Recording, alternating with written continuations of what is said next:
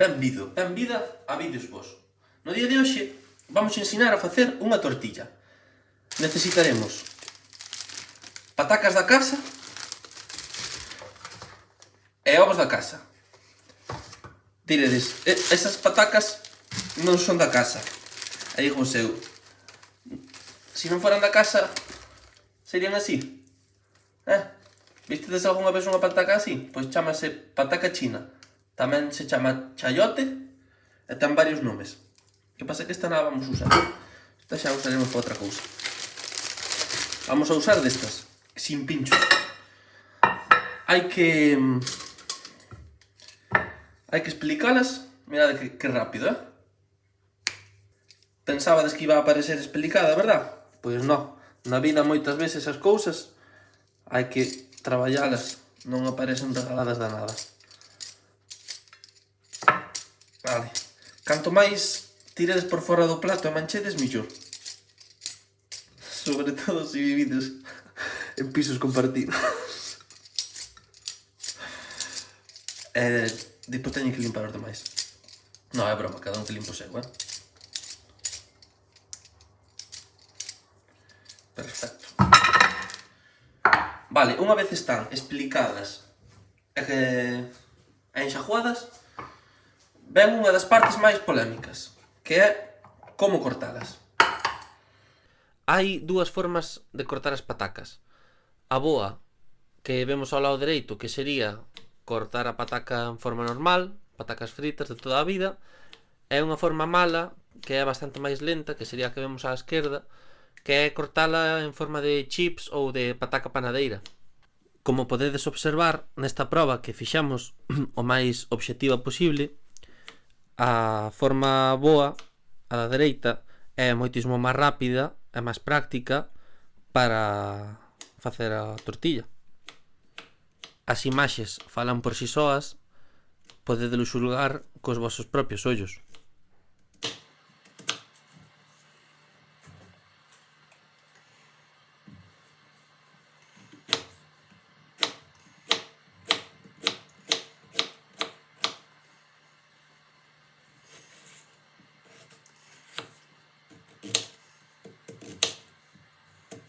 E unha vez teñades xa cortadas todas as patacas, botádelas nun plato e deixádelas apartadas para botar na sartén.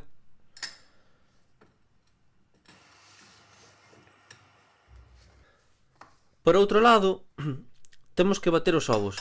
E aconsello vos utilizar un recipiente bastante fondo, unha taza, un plato fondo. Eu neste caso utilizo este tupper de cristal que me vai moi ben.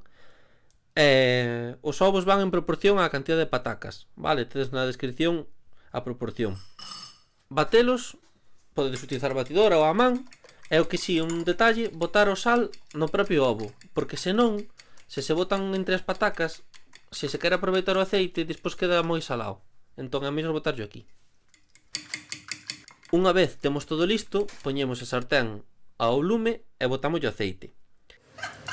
Si non tedes compañeros de piso que vos puteen, mentre cociñades, mellor. Non me jodas, este aceite do caro, Estou non usando só para o vídeo. Teño o resto aí do gastado para botar depois, así que, por favor, non me quites o bo. Non sabes echado aceite, por favor. Mira eso.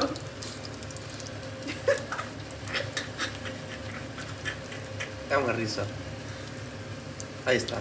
Ahí está, ahí está. Aí está. Cando está ben cheo de aceite, botamos as patacas, con amor. ¡Qué manera más sutil! Eres el mejor cocinero. Me encanta este contenido. Me suscribo ya al canal.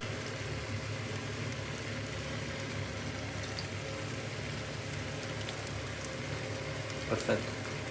Ahora, cando nadie mira, rellenamos o gastado.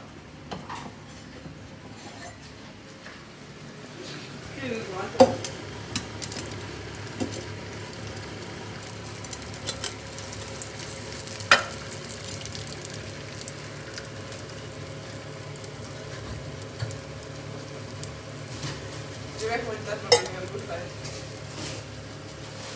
Es muy necesario. Para darlle a volta, podemos axudar isto. Estás enfocando lá? Sí. Vale, pues mira. Mira que tal, Tengo a camarógrafa aquí. A ver, levanta un segundo en casa.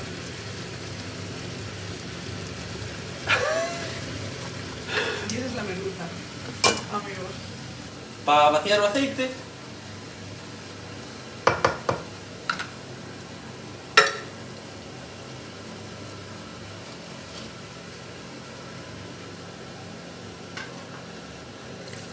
Primero apagarías el fuego, pero bueno. no, o lume é importante deixalo prendido porque se non enfríase a placa. E agora apoyamos o sartén sen o aceite outra vez no hornillo así e síguese quentando. Apartamos isto de aquí, removemos un pouco. A ver, hai quen mezcla o ovo cas patacas fora e bota todo xunto, pero eu fago así.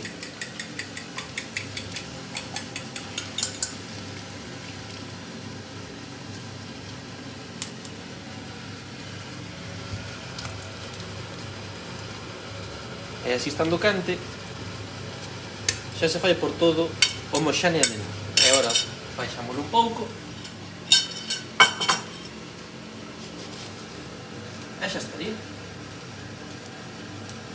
Agora é só esperar e darlle a volta. Para darlle a volta moi sinxelo, rápido.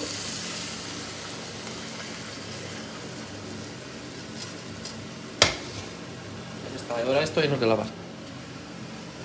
Finalmente, aquí se pode apreciar o resultado. A verdade é que o ovo da casa deixalle unha cor amarela preciosa, aparte dun sabor espectacular. Xa de por sí está saborosísima, pero se ademais lle añadides queixo e solís, está increíble.